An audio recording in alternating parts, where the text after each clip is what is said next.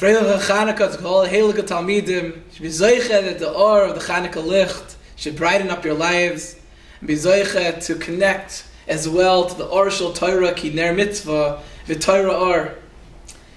We all know that ideally the Chanukah licht, the Chanukah menorah should be lit mishkias achama from sunset ad shetichla regel min hashuk, until there are people still walking around outside. There are many poskim who discuss exactly what the best of times is, but ultimately it's during that time period.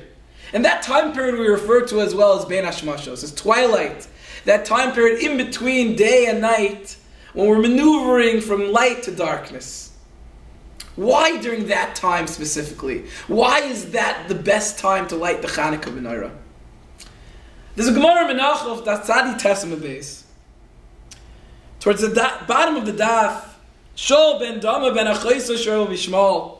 Ben Dama, the nephew of Bishmal, asks Rabbi Yishmal, Kagon ani shalamadti kol Torah kula. Myself, who learns all of Torah, I've learned all of Torah, I learn all of Torah. Ma lumad chachmas yavanis. What is the halacha? Am I allowed to learn? Is there a time that I'm allowed and able to learn chachmas yavanis, Greek chachma, Greek wisdom? And perhaps that's just the foundation of all Shar Chachmos, to learn Limudei Chol, but it's interesting, specifically Chachma Yavanis. So Rabbi Shmuel answers, Kara Alav HaMikra Hazeh. He reads the following pasuk: Lo Yomish Sefer Torah Zemipicha. The Torah should never leave your lips. V'gisa B'Yom V'Layla. And we should delve into it day and night. We should be learning Torah Yom V'Layla. Go out and check. Find a time that is not day and not night. And that's when you're able to learn Chachma Yavanis. Pashup Pshat in the Gemara, maybe Rishmal was being very charif and saying, we have to learn day and night. There's no time for anything else. But maybe Rabbi Shmuel was saying something else. He was saying that there's a time period in the day that is not day and not night.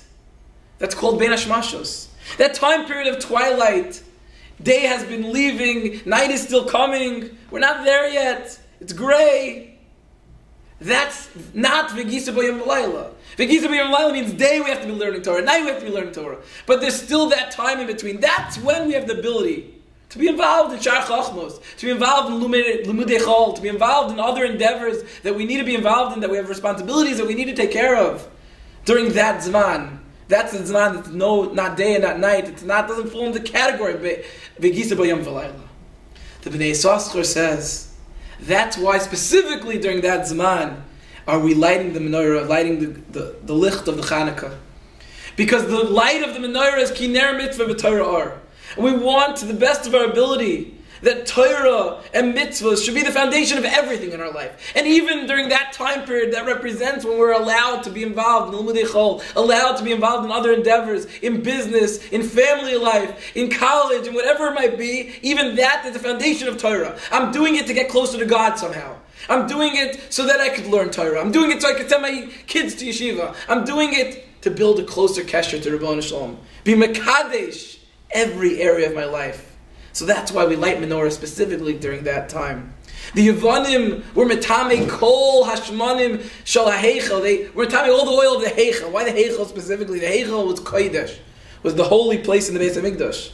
Yavan is Gematria 66. Heichel is Gematria 65. Yavan was able to defeat kodesh. What is kodesh? Kodesh means to separate. I'm separating myself.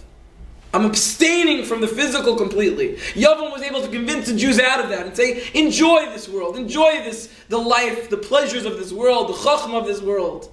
What defeats that? What can defeat Yavan above Kodesh? Kodesh Kedashim. What's above Kodesh? What's above being holy? Kodesh Kedashim means I'm not abstaining from the physical.